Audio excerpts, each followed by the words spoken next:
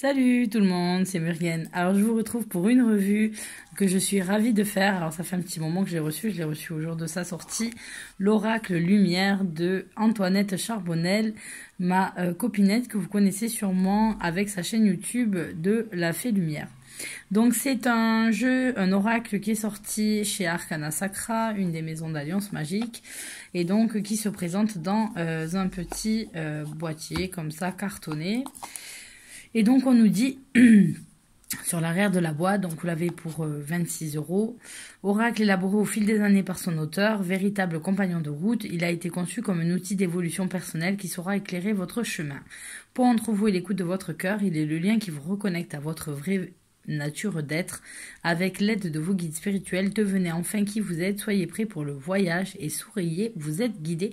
Et donc on apprend qu'on a un jeu de 44 cartes et qu'on va avoir un guidebook en couleur. Alors, pour ce qui est de la boîte, déjà, elle est très très mignonne. Je vais tout sortir, je vais vous montrer. Hop, on a une petite languette comme ça pour sortir mieux le jeu et on va avoir un côté éveiller l'or qui sommeille en vous, un petit message de la Fée Lumière avec une clé. Et derrière, on a une jolie lune avec les 7 chakras qui sont représentés, plutôt on va le mettre à l'endroit, et qui sont représentés comme ça. Donc voilà pour ce qui est de la boîte. On va ensuite regarder le guidebook, voir comment ce jeu se constitue. Alors, on a un petit livret qui fait une 60aine de pages. Et donc, on a à propos de l'auteur. Donc, si vous voulez sa chaîne YouTube, c'est sur La Fée Luminaire. Vous tapez, vous trouverez. Vous l'avez aussi sur Facebook ou sur son site internet La Fée Lumière. Alors, vous avez un sommaire avec une introduction, se connecter à vos cartes, comment utiliser les cartes et la structure du jeu. Vous avez ensuite des suggestions de tirage. Alors, elle en a fait plusieurs, ce qui est très intéressant.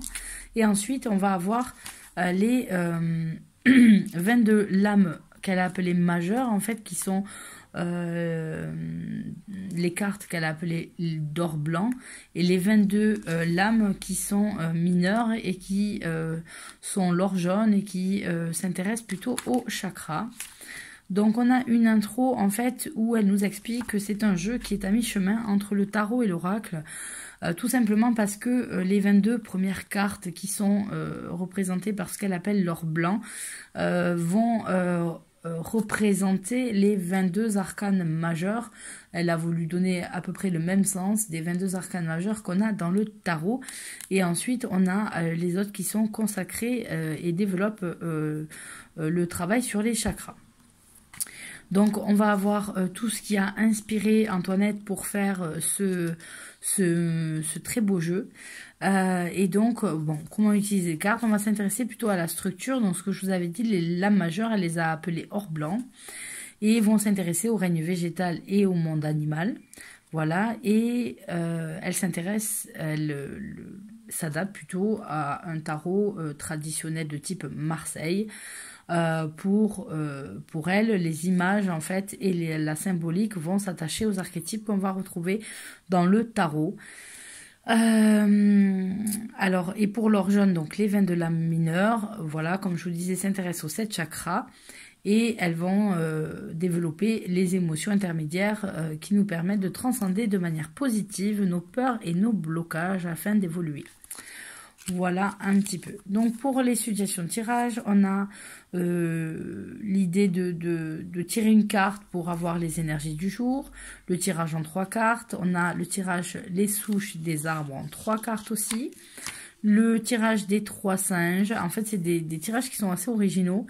Et vraiment, je vais pas plus les développer non plus parce que j'ai envie que vous le découvriez, vous découvriez les tirages au fil du temps et quand vous aurez pris le jeu. Et donc ensuite on a celui du fil d'Ariane anti-carte. Donc voilà, on a pas mal de tirages qu'elle a fait et je trouve ça sympa. J'aime bien quand il y a des propositions de tirage dans les guidebooks et pas simplement des choses dont on a l'habitude, tirage d'une carte, passé, présent, futur, tirage en croix celtique. Voilà, j'aime bien quand c'est plus développé. Ensuite, on va avoir les explications des différentes lames. Donc, vous allez avoir la carte, par exemple, numéro 1 avec son nom, la représentation de la carte en miniature. Vous allez avoir les mots-clés qui s'y rattachent. Si c'est rattaché à un élément, ici par exemple la Terre, on va avoir les signes astrologiques qui sont rattachés, la saison qui est rattachée, donc ça peut vous permettre de donner aussi une datation. Et vous avez des petites phrases, comme là c'est comme si le renard en fait parlait, le goupil parlait, et donc du coup vous allez avoir les petites phrases ici d'explication de la carte. Donc vous allez avoir ça pour les 22 arcanes majeurs, et vous allez avoir à peu près la même chose pour les 22 arcanes mineurs du jeu. Donc voilà ce qu'on retrouve jusqu'à la dernière page, voilà, où c'est écrit même sur la couverture. Donc voilà pour ce qui est du guidebook. Donc on va découper notre jeu en 2 parties comme l'a fait Antoinette dans la création de son jeu. Donc on a la partie or blanc et la partie or jaune. Donc on a les donc voilà le dos des cartes, représenté par un petit papillon. On a un format qui est très sympa, un format de cartes tarot en fait. Et on a des cartes assez épaisses et cartonnées au niveau de la qualité du jeu. Donc on n'a pas un papier brillant, on a un papier assez mat et les cartes glissent bien, ça c'est très agréable. Donc c'est un petit peu la même qualité qu'on avait dans l'oracle des haïkus. Donc on a la première carte, donc là qui va représenter le battleur. En fait elle ne commence pas par le fou, vous savez que le fou il peut se balader dans le tarot, donc on l'a ici en numéro 22. Donc c'est pour ça, vous allez voir qu'on se base sur, elle se base sur le Marseille avec quand même des petites touches personnelles. Donc elle a décidé de représenter en fait le battleur par le goupil. Alors le goupil, si vous savez pas, c'est le nom qui était donné au renard au Moyen-Âge et qui en fait a été supplanté ensuite par le mot renard. Donc on a le petit symbole de la terre ici et on va avoir les 3 mots-clés qui s'y rapportent sur la carte. Donc vous pouvez très bien du coup vous servir que de ça pour commencer à travailler sans avoir à vous rapporter forcément au guidebook. C'est bien aussi voilà pour commencer à avoir l'usage direct des cartes. Alors là, on a en fait la carte de la papesse qui ici est représentée par la guérisseuse et par une grenouille sous son petit champignon avec une pleine lune derrière. Et on a les mots intuition, sagesse et prophétie. C'est assez intéressant qu'elle ait choisi la grenouille, sachant qu'en fait, c'est, je pense, des symboles parfois qui lui sont assez propres à elle-même. C'est ce qu'elle ressent quand qu'elle voit l'animal, etc. Puisque par exemple, la grenouille, habituellement, elle a un symbolisme ou de chance, ou surtout, c'est un symbolisme de résurrection, de transformation, ce genre de choses, puisque la grenouille passe de l'œuf à la forme de tétard, du tétard à la forme de grenouille. Donc c'est tout ce processus-là de transformation qu'on retrouve. Et donc qui pour moi, par exemple, se rattache moins à ce qu'on peut trouver de la papesse. Vous avez ensuite, voilà, certaines cartes sont représentées par des arbres, le monde naturel comme elle a dit. Donc là, on a la mer, la création et l'abondance. Donc on peut voir ici comme un personnage en fait en méditation. Vous avez la carte de l'être, le être, hein, l'arbre. Et donc ça s'adapte bien là par contre, je trouve, à l'impératrice, vu que l'être, le être, pardon.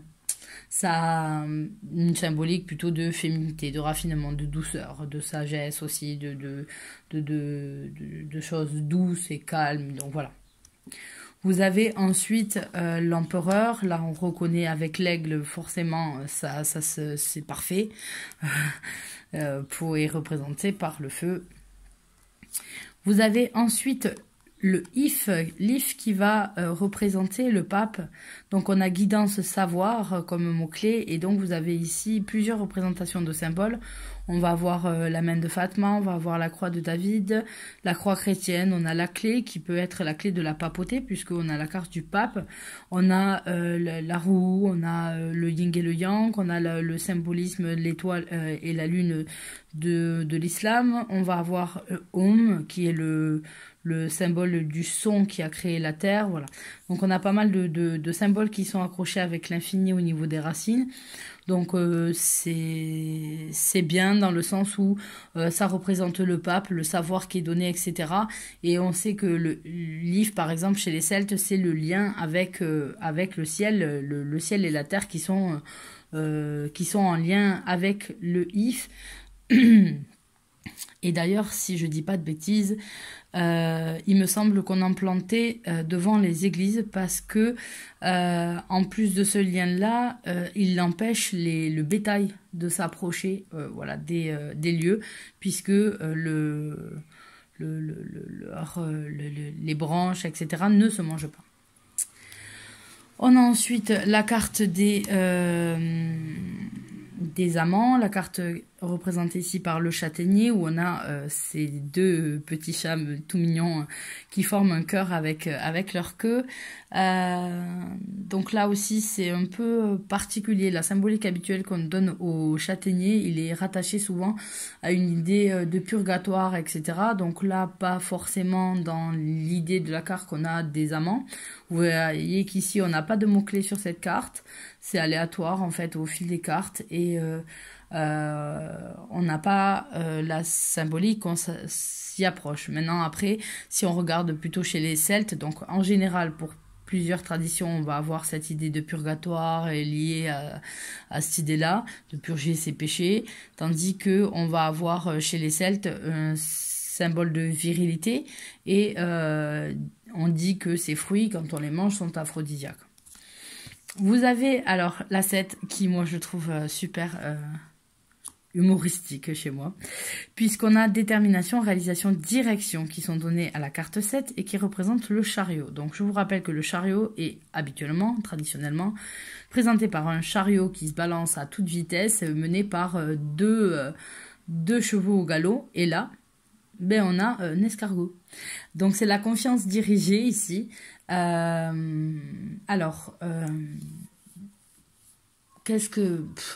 En quoi ça peut nous changer? C'est-à-dire que quand on a le chariot, on sait qu'on fonce vers un but. On fonce vers un but.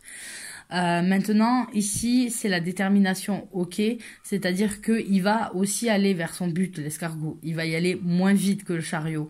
Mais du coup, on n'a pas forcément des conséquences qu'on pourrait avoir dans l'arcane quand on tire avec le tarot, c'est-à-dire quand on a le chariot, on a l'idée qu'on fonce vers un but et qu'on va aussi peut-être venir détruire des petits obstacles qui étaient sur notre route au lieu de passer à côté. L'escargot, lui, va passer à côté, etc. Donc, on a une idée peut-être plus de sagesse, d'y aller plus, de se diriger vers un but, mais d'y aller plus calmement, posément, etc. Ce qui n'est pas dans l'idée habituelle en fait de l'arcane numéro 7. Vous avez ensuite l'orme qui représente la justice, donc là on est bien Tarot de Marseille, on l'a en position 8, donc décision, justice, ordre. L'orme, c'est plus que l'arbre de la justice, hein, ça le représente de base, puisque les seigneurs des temps médiévaux donnaient la justice sous des ormes. Voilà. Ensuite, on a Sa Majesté le Chêne pour contemplation, solitude, introspection, et la carte 9 c'est l'ermite, donc on va retrouver la petite lanterne qu'on va retrouver sur l'ermite. Ce qui est bien, c'est que voilà, là aussi le chêne ça représente aussi le calme, la méditation, le questionnement qu'on peut avoir, etc. Et il est parfois rapproché lui aussi à la justice, tout simplement parce que le roi soleil rendait la justice sous un chêne. On a ensuite la carte de la roue, alors ici représentée par une horloge, le temps qui passe, le cycle, changement. Et on a aussi les signes astraux qui sont représentés ici. Voilà. Ensuite, on retrouve la carte de la force représentée par un lion. Assez classique. Alors ici, le pendu, assez original. On a la carte de la patience, le lâcher-prise, voilà, en mots-clés. Et donc, en fait, le seul qui a la tête à l'envers ici, c'est le petit lézard qui est accroché au mur. Ici, la patience parce que, voilà, il faut le temps que les fleurs poussent, etc. C'est aussi un symbolique différent de ce qu'on peut retrouver. Alors, pour le 13, on a le papillon qui représente la carte de la mort. Alors là, je trouve que la symbolique est très très bien. On a un dolmen, on sait qu'on est dans un monument funéraire. Et ensuite, la transformation qu'on a, l'idée de transformation et de fin, de renaissance qu'on a dans la carte de la mort est très très bien représentée ici par des papillons, puisque le papillon se transforme de chenille à beau papillon. Ensuite, on va avoir la carte du sol qui va représenter la tempérance, guérison, équilibre. Alors normalement, le sol, il est rattaché un peu à une idée d'immortalité. Voilà. Ensuite, on a le sapin. Alors le sapin, ici, il va représenter le diable, négativité, ego, le sapin, la peur, le sapin légendaire. Alors, je ne comprends pas pourquoi... le diable, la carte du diable est représentée par le sapin, tout simplement parce que le sapin, il est d'une tradition commune en fait, de représenter l'espérance plutôt que l'ego ou la peur. C'est le contraire, normalement le sapin il représente l'espérance parce que c'est un arbre qui ne perd pas ses aiguilles, qui reste vert. C'est toujours l'arbre qui va représenter la victoire de la lumière sur les ténèbres. Pensez à Yule, pensez à la fête de Noël où on va mettre des sapins dans les maisons, où on va faire une bûche de sapin, etc. Où ça représente les jours qui vont s'allonger à nouveau avec la victoire du soleil sur les ténèbres. Et c'est un arbre très résistant, qui résiste au froid, qui supporte le poids de la neige sur lui. Donc c'est un arbre au contraire qui est là, qui est synonyme en fait de victoire sur les adversités. Et du coup, je sais pas pourquoi il représente ici le diable. On a l'arbre immortel qui voilà, c'est un arbre en fait qui est en pleine tempête, qui va représenter la tour ou la maison de Dieu. Bouleversement, imprévu, étape. Là c'est pareil, l'arbre immortel dans la tour elle se casse parce que quand on a l'idée de l'arcane 16, ça veut dire qu'on a quelque chose qui vient de l'extérieur sur lequel nous n'avons pas prise, qui va se casser, qui va terminer, sur lequel on peut avoir de la douleur de le voir se terminer. C'est pas quelque chose que forcément qu'on voulait, c'est pas quelque chose qu'on décide, c'est quelque chose qu'on subit. Donc là l'arbre il subit, mais il ne casse pas, il casse un petit peu. Alors on va dire qu'on est dans une représentation plus adoucie de la tour, dans le sens où en fait on remarque qu'après la tempête on tiendra quand même. Voilà, on peut se relever quand même quand il nous arrive des coups durs comme ça. Ensuite, on a la carte de l'olivier avec inspiration, espoir, force de vie. L'olivier, c'est le symbolisme de la paix. On revoit le célèbre tableau de Picasso avec la colombe et son brin d'olivier dans le bec. Donc là, oui, voilà, très très bien pour la carte de la lune. Ensuite, on va de l'étoile. Là, on va avoir la carte de la lune avec le mot mystère. Donc, on a une belle lune qui est représentée. J'aime beaucoup. On a la carte du soleil qui, là, va prendre le nom du guide avec cet ange, comme cet ange gardien qui vient vous guider et vous aider quand vous avez peut-être des décisions à prendre, vous dire, voilà, vous êtes sur le bon chemin ou pas. Et j'aime beaucoup sa vision, en fait, de mettre ce symbole-là à la place du soleil. On va ensuite avoir le jugement où on a une croix chrétienne ici avec un chapelet et une rose qui l'entoure. L'influence céleste, oui, donc on voit les influences on va dire d'origine chrétienne de l'auteur. Ensuite, on a l'alignement sacré pour la carte du monde représentée par un lotus avec les 4 éléments. J'aime beaucoup le symbole là. C'est-à-dire que quand on a le lotus, on se rapporte là. On va dire c'est la transition presque avec les cartes des ors jaunes, avec le Sahasrara qui est le chakra couronne, qui est le fait que à partir du moment où on l'a équilibré et ouvert, c'est que on a réussi à gérer tout le reste. Et donc quand on arrive à avoir cette carte, on a le monde, on est au bout et donc on a réussi quoi. Et donc ensuite, on a un arcane 22, celle qui représente le fou, départ, aventure, renouveau, la jeune pousse. Donc j'aime bien aussi le fait de le retrouver en 22, sachant que le fou, en fait, comme je vous l'ai plusieurs fois dit dans mes vidéos, ce que je ressens moi, c'est que le fou se balade, au niveau des arcanes, il n'a pas de place donnée, et le fait d'avoir le monde et la jeune pousse juste derrière montre qu'en fait le travail n'est jamais terminé et qu'on doit toujours avancer, recontinuer, etc. Et j'aime bien cette petite lumière là qui commence à renaître là, voilà. Donc voilà pour les cartes représentant l'or blanc. Et ensuite, on va avoir les cartes qui représentent l'or jaune. Donc c'est les chakras. Donc on va avoir les 7. Tac, tac. Donc si je dis pas de bêtises, on a pratiquement 3 cartes. Il me semble l'avoir déjà vérifié, mais... Voilà, on a 3 cartes à peu près par chakra, sauf le dernier qui en a 4. Donc on commence par Muladhara qui est le chakra racine. Ici, donc là, on a l'idée du chakra racine en entier. Et ensuite, on va avoir les idées qui se rattachent au chakra racine, les idées principales et qui sont représentées. Donc là, c'est une encre pour représenter l'encre, l'ancrage en fait, qui est avec le chakra racine. Vous avez ensuite le loup. Alors j'aime bien les cartes qu'elle a dessinées sur du texte comme ça et tout, je trouve ça très très mignon. Vous allez ensuite avoir Svadhisthana qui est en fait le chakra sacré. Cette carte est magnifique, vraiment magnifique. Les mains, c'est quelque chose de compliqué à faire. Elles sont. Alors là, je te félicite vraiment pour cette carte parce que je la trouve vraiment superbe. J'adore. Voilà, donc vous avez désir action avec le jardin, vous avez émotion avec Marilyn Monroe, osez dire, osez voir. La confiance avec le chakra du plexus solaire qui est Manipura, qui commence. Donc là aussi c'est un dessin qui me dit quelque chose. Il représente quelqu'un. Et je me demande si c'était pas Mandela à l'époque. Vous avez ensuite l'écoute de son intuition, de la voix intérieure pour la chouette, le travail, les responsabilités pour la carte de l'élan.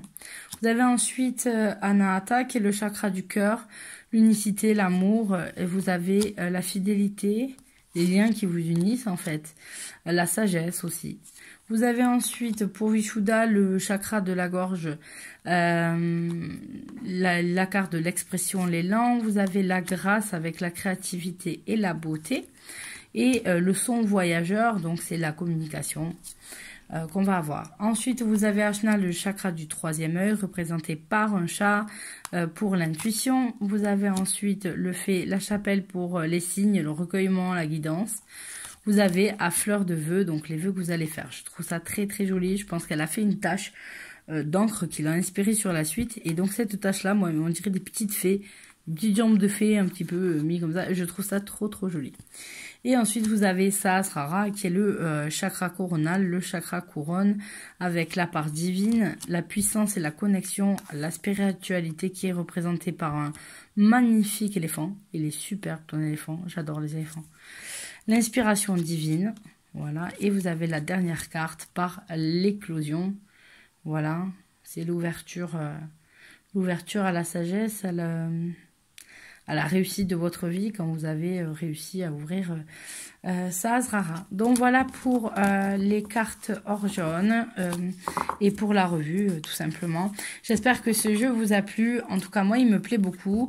J'aime bien l'idée d'avoir partagé le jeu en deux et d'avoir un peu mixé tarot. En fait c'est un petit peu comme si vous aviez vous serviez que des arcanes majeures du tarot d'un côté et vous aviez un petit oracle sur les chakras de l'autre côté. Donc en fait vous pouvez très bien utiliser ensemble ou utiliser utiliser l'autre, ça ouvre pas mal de possibilités et donc j'aime beaucoup Antoinette ton travail, je te l'avais déjà dit, j'aimais beaucoup tes illustrations et donc je l'avais précommandé dès qu'il avait été disponible et donc je te félicite pour ce travail, j'espère vraiment qu'il aura une grande réussite et que beaucoup vont vouloir l'acquérir pour avoir un petit peu ton petit bébé avec nous. Donc voilà, je vous fais à tous de gros bisous et un gros pour toi la fée lumière. Ciao ciao.